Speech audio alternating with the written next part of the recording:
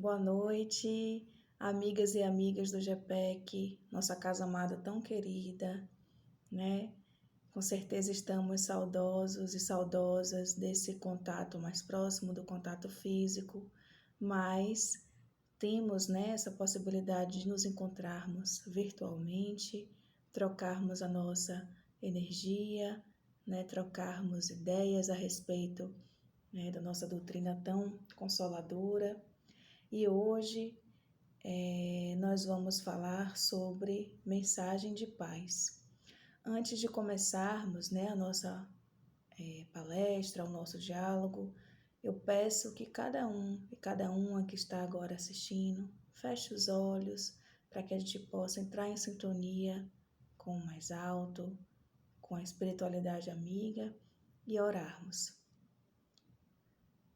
Vamos respirar tranquilamente, nos conectando com os irmãos e irmãs da espiritualidade benfeitora, pedindo que acompanhem a cada uma e a cada um de nós ao longo desses minutos, a fim de que possamos estar com o nosso coração aberto para que as sementes do Evangelho do Amor possam brotar em nosso coração, possam semear em pensamentos, em ideias, em inspirações para o nosso dia a dia, para a nossa vida.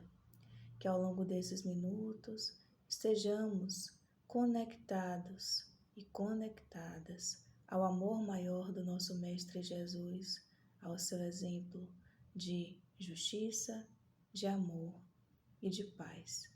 Que assim seja. Pois bem, irmãs e irmãos, como falei, a gente hoje vai falar sobre a paz, né? Um tema que a gente já discute, né? Em vários segmentos religiosos, um tema que vira e mexe, é debatido, é falado por uma questão de necessidade nossa, né? Uma necessidade da humanidade em buscar essa paz, buscar esse estado de equilíbrio, né? A gente vai começar, eu trouxe aqui passagens que nós já conhecemos, né, do Evangelho de Mateus, sobre as bem-aventuranças, né? Eu trouxe duas bem-aventuranças que estão relacionadas a esse tema, e a partir de então, com outros autores, né, da literatura espírita, a gente vai construindo, né, esse diálogo aqui.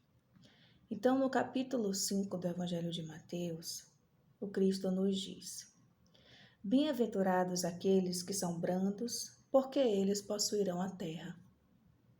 Bem-aventurados os pacíficos, porque eles serão chamados filhos de Deus. Quando a gente pensa nessas duas palavras, né, brandos e pacíficos, qual é a primeira imagem, né, que vem à mente? Pense aí um pouco. Quando a gente pensa em paz, no estado de paz, qual é a primeira ideia que surge em nosso pensamento a respeito, né, dessa palavra paz? Eu coloquei na pesquisa do Google a palavra paz sozinha no Google Imagens para ver o que é que a internet sugeria, né, como imagens relacionadas a esse tema. E é interessante a gente perceber, depois vocês podem colocar para observar, que as imagens relacionadas à paz, ou tem, por exemplo, um céu, né, com pombas,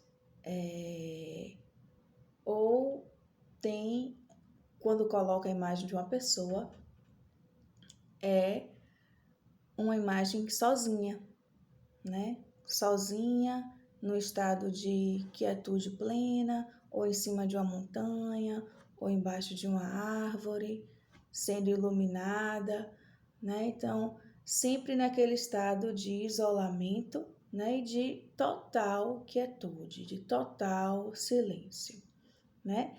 E aí, se a gente começa a pensar na nossa realidade do mundo de provas e expiações, né? Que é uma realidade que a gente sabe que a gente atravessa muitos momentos de desafios, né? Turbulências e ainda de violências, quando a gente pensa nesse ideal de paz que nos é oferecido e que nos é pintado, com um mundo que é tão difícil de se viver, né? A gente sabe que viver é um processo que tem suas dificuldades. A gente se pergunta, nós estamos distantes ou próximos, né, a esse ideal de paz? Isso vai depender de como a gente compreende essa paz. Se a gente pensa na paz apenas como essa ideia, né, de quietude absoluta, de silenciamento, de passividade, nós estamos muito distantes dessa paz, né? Agora, se a gente pensa numa paz, que é uma paz que possa ser vivenciada, mesmo com os desafios, né? Que é uma paz que envolva uma atitude ativa, aí sim a gente pode começar a pensar numa paz mais possível, numa paz mais concreta, né? E como é que a gente pode observar a manifestação dessa paz mais concreta, dessa paz mais ativa, que é a proposta de paz que a gente vai trabalhar ao longo desses minutos agora, né? Emmanuel, na mensagem No Sustento da Paz, na revista Reformador de 1964, ele nos diz: paz não é inércia, e sim esforço, devotamento, trabalho e vigilância incessantes ao serviço do bem. Quando Emmanuel coloca a ideia da paz como um esforço, como um trabalho que é a serviço do bem, se a gente está falando de realização do bem, a gente está falando de realizar o bem com alguma finalidade, né? Em relação a algo ou relação a alguma causa, né? Porque o bem ele não vai ser perdido, ele vai ser direcionado a alguma finalidade. Então, a gente pensando o bem nessa perspectiva, a gente pensando a paz a partir desta compreensão que Emmanuel traz, a gente percebe que a paz envolve um trabalho de relação. Como assim de relação? A gente está estabelecendo um trabalho de relação conosco, né? Consigo, com o próximo e também com questões coletivas. Como assim? Como é que eu posso trabalhar a paz comigo, né? Por exemplo,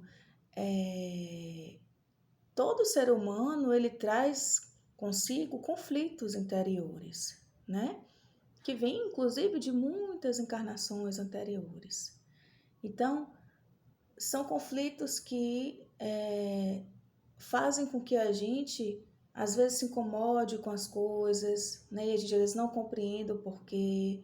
Conflitos que nascem de alguns vícios que ainda temos, né? De alguns defeitos que ainda mantemos, ou mesmo de a realidade que se apresenta à nossa frente, que demanda da gente uma nova postura, diversos conflitos que nos chegam, né? E que demandam da gente uma postura diferenciada para o alcance da paz. Por exemplo, o auto-perdão. É muito comum a gente se cobrar demais, né? É muito comum a gente ter medo de agir de uma forma diferente, ter medo de errar, né? A gente tende a um processo de culpa muito grande e isso prejudica, né, a construção da nossa paz. Então, por exemplo, o auto-perdão é um modo da gente caminhar em direção a essa paz. Em relação ao próximo, né, a nossa relação com o próximo, acho que uma das principais formas de se estabelecer relações pacíficas é justamente na tolerância, né? Na tolerância e no respeito ao outro como ele é. Claro que a gente vai desenvolver isso aqui ainda. Não vai ser simplesmente o silenciamento diante das situações, mas é uma compreensão, né? Que o outro também está no seu processo, né, de evolução. E essa relação com as questões coletivas, penso que é necessário a gente construir essa paz dentro de uma perspectiva de um compromisso social, né? As nossas atitudes, elas vão ter influências diretas nesse coletivo, por mais que a gente não perceba de imediato, mas toda a nossa atitude, ela tem uma consequência coletiva, né? Então, somos seres políticos, políticos no sentido de influenciarmos a vida coletiva. Então, enquanto de um modo geral nós vivenciarmos elevados graus de injustiça, né, social, a gente ainda não vai alcançar um estado coletivo e pleno de paz, né?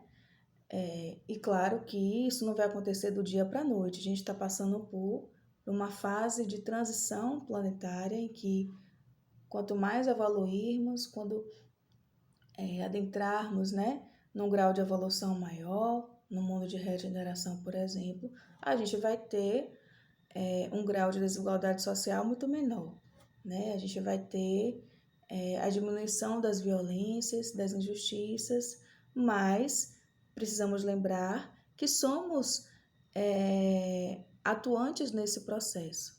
Então, começar a pensar de que modo as nossas decisões têm influência nesse aspecto coletivo da paz. E aí,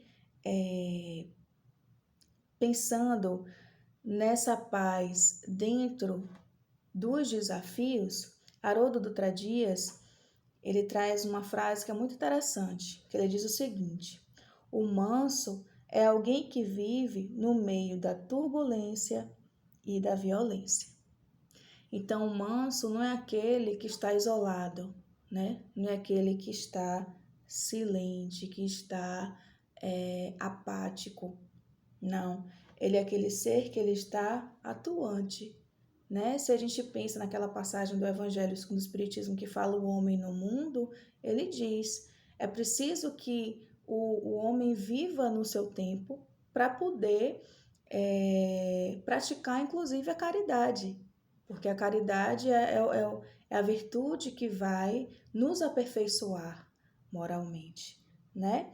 Então, é importante que a gente compreenda essa paz como um equilíbrio, né, diante da dificuldade. A brandura, né, a afabilidade, a doçura, ela vai se dar diante dos testes, né, diante dos desafios que nos são colocados.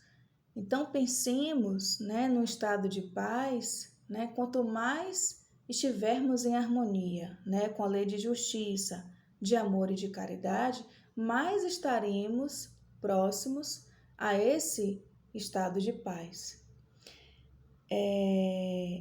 Só que assim, esse processo todo que nós estamos trazendo, né, da paz como uma construção diante do mundo de dificuldades, não vai ser algo simples, né, da gente resolver, né? Não vai ser uma transformação do dia para a noite.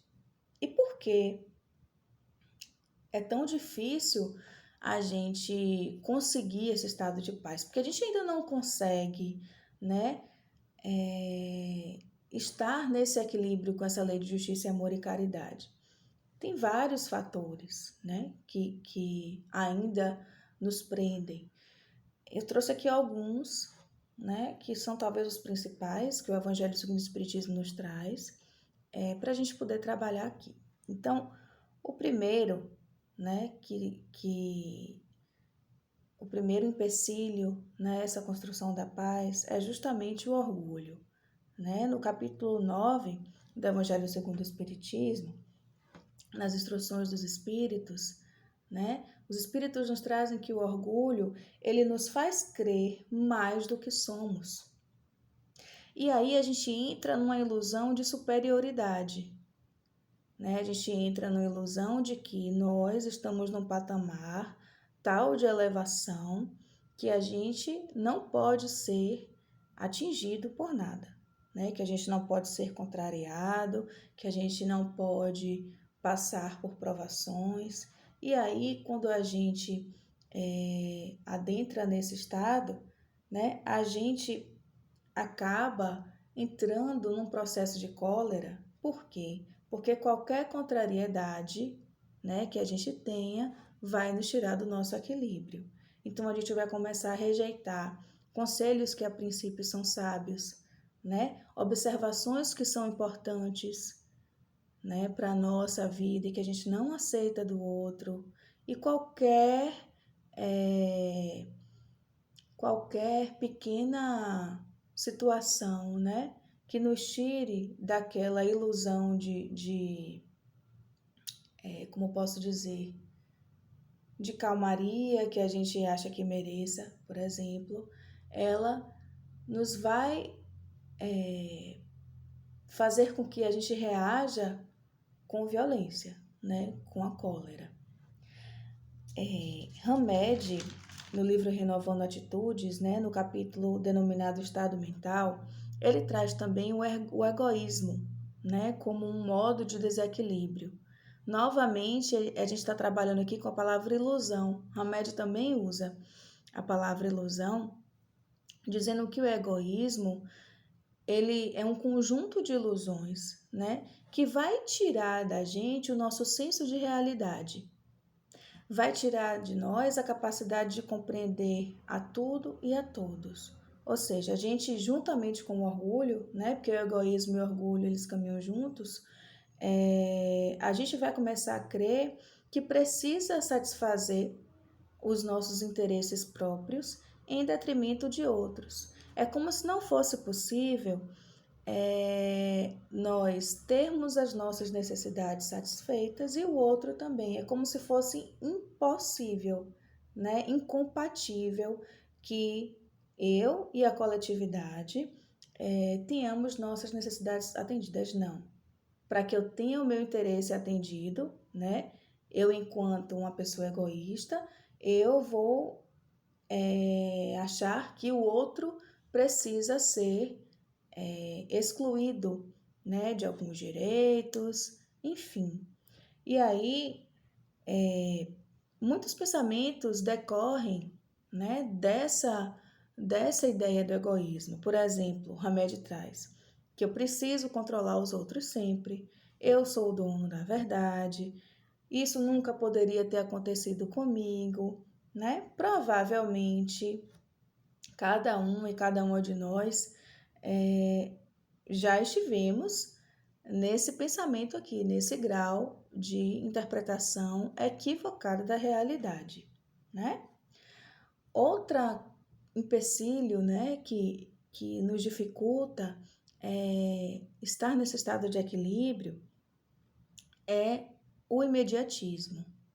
Emmanuel, na mensagem No Sustento da Paz, né, também na revista Reformador, ele nos diz que o imediatismo ele vai dificultar com que a gente perceba a influência pessoal que nós temos no estado de paz coletivo. Como assim? Ele diz o seguinte: nossa deficiência de análise quanto à contribuição individual no equilíbrio comum nasce, via de regra, da aflição doentia com que aguardamos ansiosamente os resultados de nossas ações, sequiosos de destaque pessoal no imediatismo da terra. Ou seja, a gente vive, né, em uma cultura capitalista que a todo instante exige de nós resultados, né? A gente vale pelo que nós produzimos. E a gente aprendeu a como posso dizer, a gente aprendeu a funcionar, vamos dizer assim, nesse modo de que eu preciso estar produtivo o tempo todo e eu preciso manifestar essa minha produção de modo que ela seja contabilizada, de modo que ela seja perceptível. As pequenas ações que terão resultados a longo prazo, né? Elas são desvalorizadas. Então, quando a gente pensa na nossa atuação no bem comum, para a paz comum, coletiva, muitas vezes são pequenos tijolinhos na construção de uma casa, né? Que a princípio possa não ser percebido, mas são fundamentais para a construção de uma energia, de uma vibração mais harmônica na nossa comunidade. Como a gente não consegue perceber os resultados de imediato, a gente não valoriza essas ações. A gente acha, isso aqui não vai adiantar nada, né? Eu me modificar nesse sentido, porque o mal vai continuar acontecendo. E aí a gente desiste. Então, esse imediatismo, né, que é típico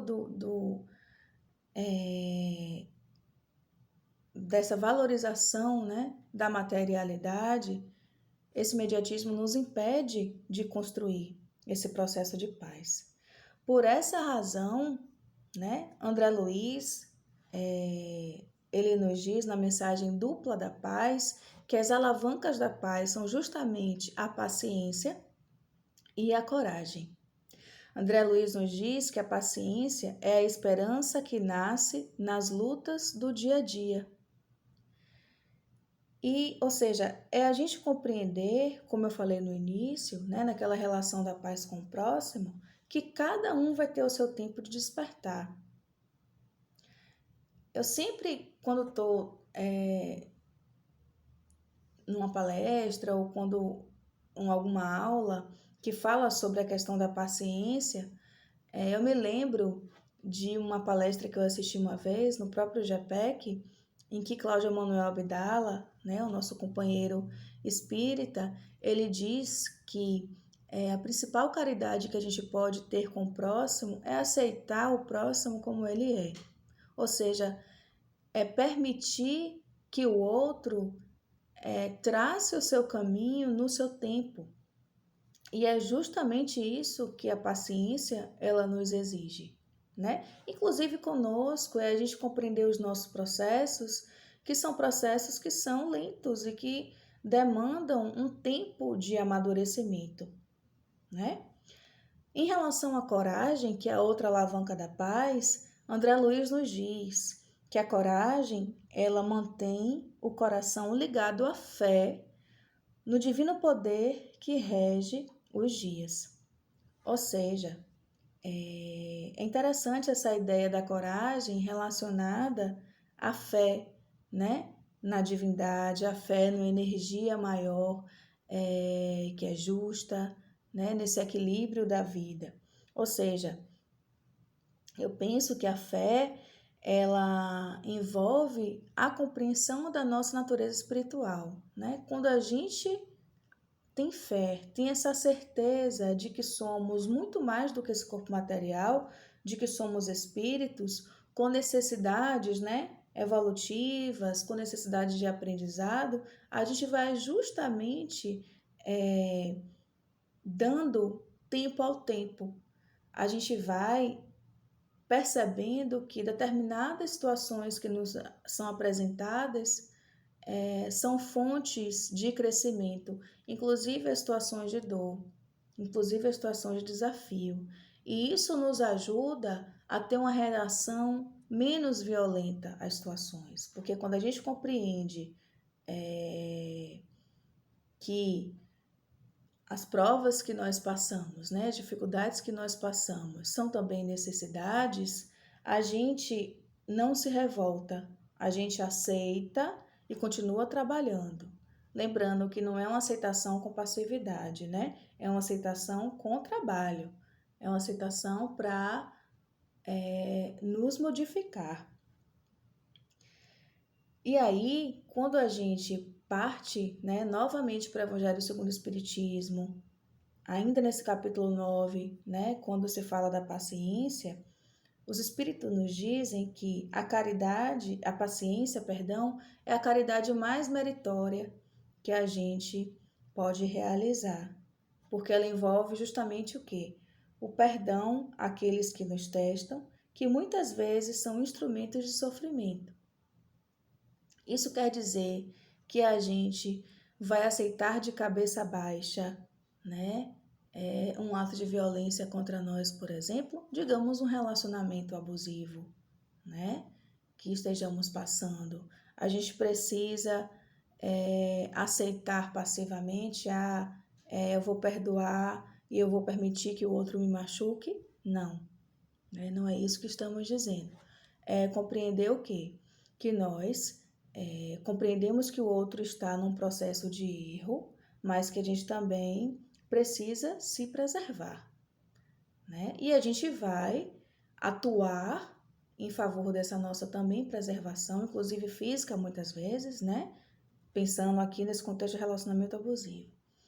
E vai buscar os recursos legais, por exemplo, e vai buscar recursos sem que obrigatoriamente precisamos agir com violência, a não ser em situações extremas, que depois a gente vai falar disso também, né?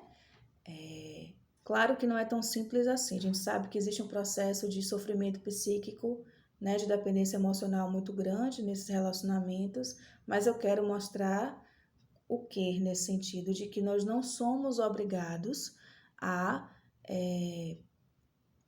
sofrer as violências, né, do outro.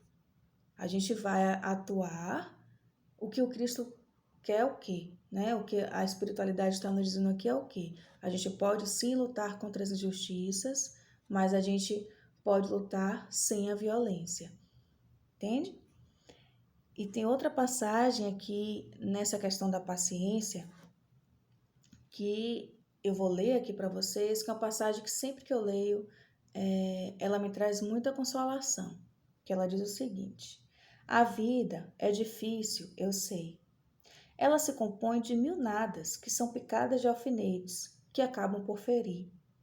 Mas é preciso considerar os deveres que nos são impostos, as consolações e as compensações que temos por outro lado. E então veremos que as bênçãos são mais numerosas do que as dores. Eu acho interessante quando ele compara as dificuldades da vida com esses mil nadas que são picadas de alfinetes, ou seja, pequeninas dores que de fato, né, nos ferem, que tiram o nosso equilíbrio. Principalmente se pensarmos na nossa evolução espiritual, né, na nossa trajetória reencarnatória, em que viemos diversas vezes, né, encarnados e vivenciamos diversas dores. Né? Ele não está dizendo que a vida é fácil. A vida é difícil, eu sei. Né? A mensagem começa assim. Contudo, ele pede para que a gente atente para as consolações também que nos são colocadas, compensações a respeito dessa dor. Porque se a gente pensa que Deus é justiça, a gente não vai sofrer em vão. Né? Então, a misericórdia divina aí, ela vai ser proporcional às dores que a gente vinha a sofrer. A gente nunca vai estar em desamparo. E a gente tendo essa perspectiva dessa natureza espiritual nossa, a gente ganha um fôlego para continuar. Tanto que no final dessa mensagem ele diz: o fardo parece menos pesado quando se olha do alto do que quando se curva a fronte para o chão. Então, quanto mais ampla a nossa visão a respeito da nossa natureza, da nossa identidade espiritual, mais fácil é a compreensão dos processos que a gente precisa vivenciar. E citando novamente, né, Haroldo Dutra Dias, ele vai dizer, dentro desse aspecto, dessa compreensão da nossa natureza espiritual, ele diz o seguinte: o manso é o forte que percebeu que a vida tem uma lógica e um tempo para se manifestar. Então, quando nós temos essa compreensão, né, a gente percebe que a mansuetude, que a brandura é uma força, porque é uma força de resistência aí aos processos que nos acontece, não uma resistência de uma revolta, mas uma resistência de ser forte, né, de ser firme. Resiliência, talvez, seja a melhor palavra nesse sentido. Então, a mansuetude é você ser resiliente, né, você perceber que tudo tem um porquê de ser, né? Ok, a gente está aqui conversando sobre a paz, por que nós às vezes não conseguimos alcançar essa paz e o que podemos fazer, mas concretamente, né? Porque a gente está muito aqui no campo do ideal, né? A gente está pensando aqui que seria ideal que todo mundo conseguisse, né? Ter a coragem, ter a paciência. Mas como é que a gente faz isso, né? Na prática, no nosso dia a dia. Como é que a gente pode iniciar esse processo, né, de construção dessa paz? Eu trouxe alguns pontos aqui, mas não é uma receita pronta. Foram coisas que veio ao longo da preparação, né, dessa fala. Então, por exemplo, a primeira coisa que eu pensei é a gente observar as consequências da cólera, as consequências que a violência traz para a nossa vida. Primeiro, pensando numa análise pessoal, né? Quando eu entro num estado de cólera, né? Como é que eu fico, né? Quais são as consequências para a minha vida pessoal? Então, se a gente pensa na questão mais perceptível, é a nossa saúde física. Observe quando a gente discute, quando a gente entra num estado de ira, né? Como é que fica o nosso coração? Fica extremamente acelerado, né? Algumas pessoas ficam com a coloração vermelha, né? Às vezes dá para ver a veiazinha aqui aparecendo. Outros exemplos, a respiração que fica ofegante, né? Muita gente passa mal mesmo quando entra numa discussão. O que é que isso nos mostra, né? Isso só no estado físico, sem contar na questão emocional, do estresse, da preocupação, né? Do abalo emocional que isso nos traz. Mas o que é que isso está nos dizendo? Que a violência, ela nos desgasta, né? Ela esgota as nossas energias. Pelo menos é assim que eu me sinto, por exemplo, quando eu entro na discussão, né? Então, a gente fica esgotado, a gente fica sem forças, né? E no outro, quando eu tenho um ato violento, quando eu tenho um ato agressivo, o que é que isso causa no outro, né? Geralmente, pensando aqui que ninguém é de ferro, né? O outro também se desequilibra. E a gente aí está se comprometendo espiritualmente. E quando eu falo violência, gente, eu não estou falando apenas da violência física, né? Estou falando aqui de uma palavra, por exemplo, que fere. Então, a palavra, ela vai ter uma força, o pensamento vai ter uma força muito grande, né? De energia, né? De direcionamento de fluidos. Então, pensemos, comecemos a observar primeiro o que é que a cólera nos traz, né? Compreender esse mecanismo, compreender por que eu tive determinada reação, né? O que é que uma situação despertou em mim, né? E o que é que eu preciso aprender com essa situação? Então, é começar a se observar, é justamente o processo de autoconhecimento, né? Se conhecer e se reconhecer nesse estado de cólera. O que é que ele nos causa, né? Além disso, iniciar também por pequenas mudanças, né? A gente não vai sair de um estado de agressividade para um estado de pacificação bruscamente. Nós não temos nem esse preparo, nem esse amadurecimento. Então, não nos cobremos nesse sentido, né? Sejamos realistas. A gente precisa fazer o que a gente consegue nesse momento. Então, o que é que hoje você pode fazer? Qual é o bem possível que você pode fazer hoje, né? É necessário que a gente habitue o espírito ao bem, porque senão a gente não consegue sustentar, né?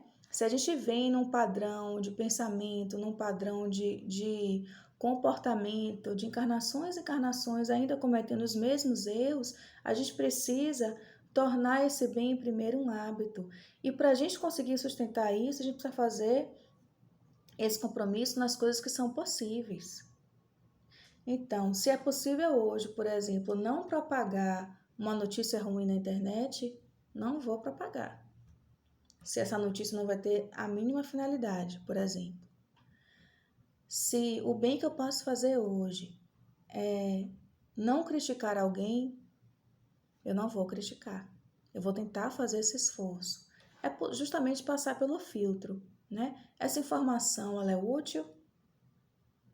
Se não for útil, não tem por que eu insistir nela, né? A maledicência, principalmente, que é um gesto de violência que não parece uma violência, mas é, né? A gente está, muitas vezes pela maledicência, construindo uma imagem do outro que é deturpada, que é através do nosso olhar, né? E quando eu falo de Maria para Joana, eu estou trazendo para Joana uma ideia pré-concebida de Maria. E às vezes envenenando Joana contra Maria, não permitindo que Joana tire as próprias conclusões em relação a Maria. Então, é um gesto de agressividade também, né? Então, é pensar nesses pequenos hábitos. O que é que eu posso fazer para tornar o bem um hábito? Começar naquilo que me é possível. E a partir do momento que a gente vai se habituando ao bem, novas ações que seriam antes mais complexas se tornam mais fáceis. E por aí a gente vai passo a passo caminhando, né? O fato de eu não ser maledicente, por exemplo, eu tentar não criticar os outros, isso significa que eu preciso silenciar diante do erro? Não, né? É importante a gente deixar isso aqui claro. Mesmo exemplo que eu dei em relação às situações de violência que estamos sendo colocados. Nós não somos obrigados e obrigadas a sermos passivos diante de uma violência, até porque somos responsáveis pela nossa própria vida, né? Mas, ou seja, isso quer dizer que nós precisamos nos posicionar, né? E se posicionar contra a injustiça é fundamental no nosso processo evolutivo, já que estamos pensando aqui que a nossa atitude ela tem uma consequência direta no coletivo, né? Então, a questão aqui é como eu vou me posicionar, né? Como eu vou me colocar. Então, é debater um assunto, é trazer o seu argumento de uma forma civilizada, de uma forma ética. E é importante que a gente se relacione, que a gente trabalhe com pessoas que tenham pensamentos divergentes, porque a gente cresce, né, nesse processo do diferente. Primeiro porque a gente é habituado a ouvir o outro, né? E primeiro porque a gente se permite ter outro ponto de vista, né? Porque nem sempre o nosso ponto de vista é o correto, mas sem violência, né? É tentar fazer isso sem julgar o outro, né? Sem querer impor a sua razão a qualquer custo. André Luiz e Emmanuel, nesse sentido, né, no livro Estude Viva, tem um capítulo chamado Amparo Espiritual. Eu gosto muito desse livro, Estude Viva, porque ele traz as passagens do Evangelho, né, e acho que do Livro dos Espíritos também, eles trazem e eles vão comentando, né? Emmanuel e André Luiz. Então, quando eles falam sobre a pacificação de conflitos, eles dizem o seguinte: nenhuma pessoa realmente esclarecida pode acreditar-se em ilusória neutralidade. Então, paz não é neutralidade. Paz é posicionamento ético, né? É atitude responsável. Aí ele continua: pacifica os outros com tua cooperação despretensiosa e espontânea na formação da tranquilidade alheia. Por que ele fala cooperação despretensiosa? Aí ele vai explicar. Sem enganar a ninguém com a expectativa de um sossego que só existe naqueles que fogem das próprias obrigações. Ou seja, ter uma atitude pacificadora em um conflito não quer dizer, a gente não vai ter a pretensão de que a gente vai conseguir uma calmaria eterna. A gente vai pacificar, né? Em que sentido? Ouvir os dois lados, né? Auxiliar no entendimento naquela questão, sem que um precise abrir mão de tudo, né? Sem que as pessoas precisem abandonar os seus ideais. Não é possível ter neutralidade, é isso que ele está dizendo aqui. A neutralidade é ilusória. Cada um vai ter o seu ponto de vista, mas o que é preciso fazer na atitude pacificadora? Harmonizar esses pontos de vista, de modo que o equilíbrio ele possa ser alcançado de alguma forma, ou da melhor forma possível, né? O que a gente chama muito em equidade é a gente fazer com que a balança, né, do que se perde, do que se ganha, ela possa estar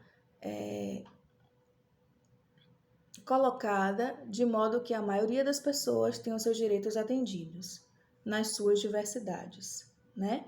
Isso não quer dizer que a gente vai alcançar um estado de sossego. Não existe no mundo de prova e expiação isso. Não existe, a gente precisa desse desafio, né? Então, os desafios, eles sempre vão existir. Sempre vão existir.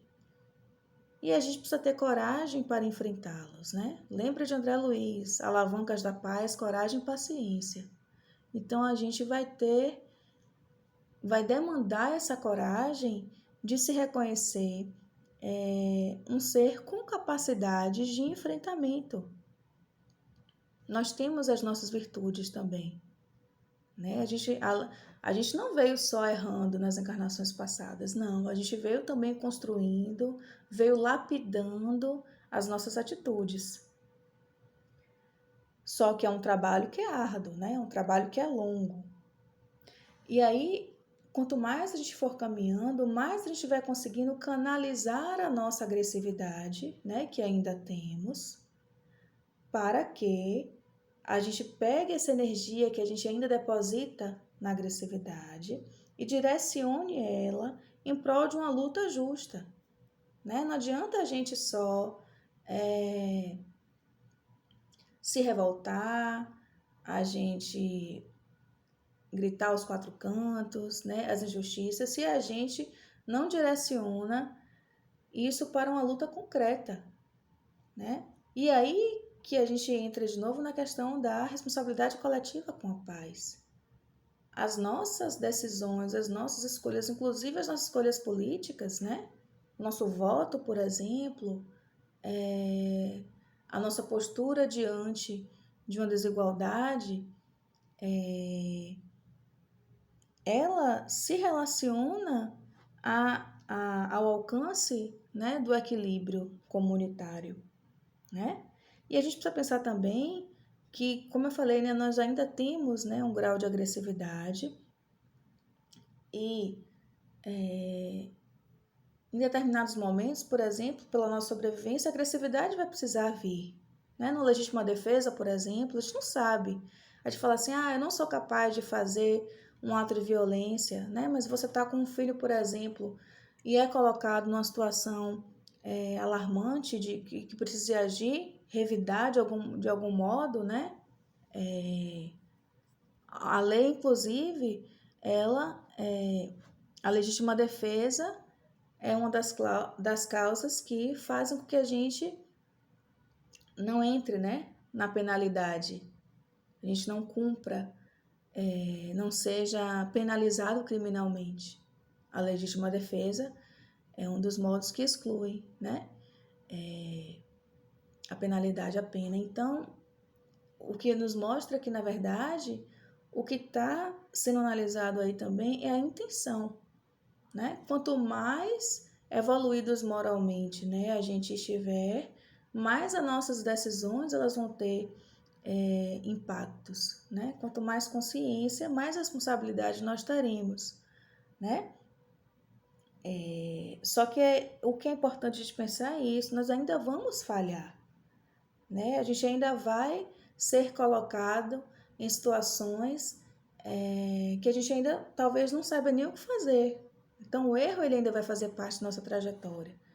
Mas o importante é o quê? É a gente persistir, né? Persistir nessas pequenas atitudes do bem, em pequenas mudanças do bem, né? O esforço ele vai também ser muito importante nesse processo.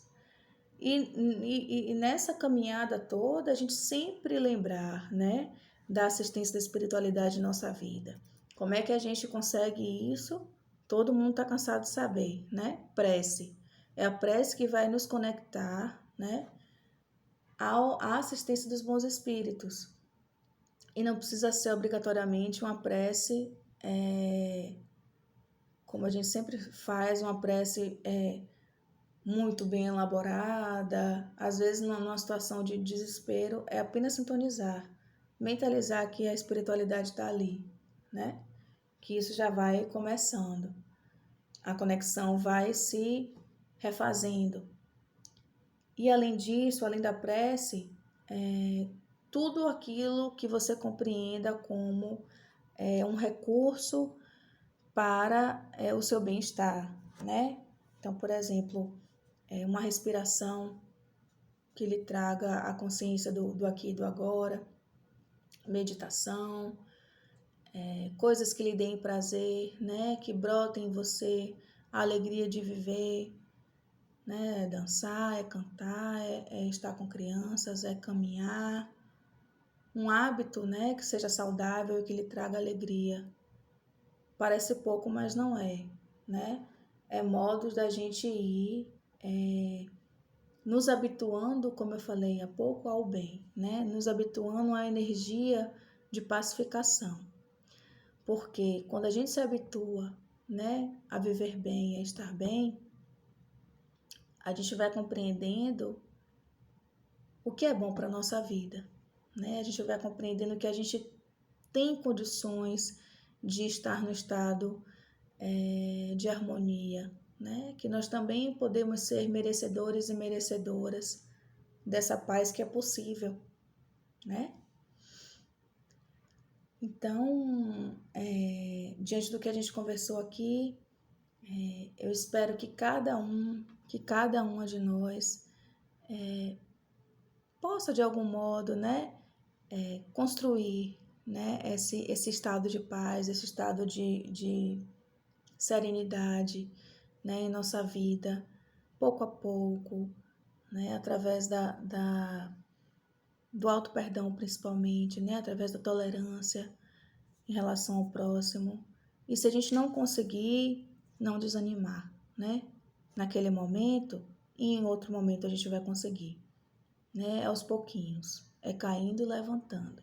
A paz, portanto, é uma construção pessoal, né, e é uma construção pessoal que tem influência direta no coletivo. Então, se a gente deseja paz, a gente precisa colaborar para que ela aconteça, tá bom? Vamos então concluindo hoje a nossa fala, né? E vamos fechando os nossos olhos, agradecendo a espiritualidade por mais um momento, né, de troca, que possamos em nossa vida sermos co-criadores dessa paz, né? Que ao desejarmos e pedirmos a divindade, a paz que tanto ansiamos, que a gente possa ter consciência do nosso papel na sua construção, que possamos ser instrumentos, né, da paz, onde houver ódio, que levemos o perdão, onde houver ofensas, que levemos o amor, onde houver discórdia, a união, e onde é dúvida, que levemos a fé, né, que nós possamos estarmos firmes nessa jornada, né, nessa caminhada da pacificação. Que assim seja, irmãos e irmãs, que possamos, né, nos ver em breve, possamos nos encontrar logo. E enquanto isso, que sejamos em pensamento e em coração unidos no bem-querer que temos uns aos outros. Um grande abraço e até o próximo encontro.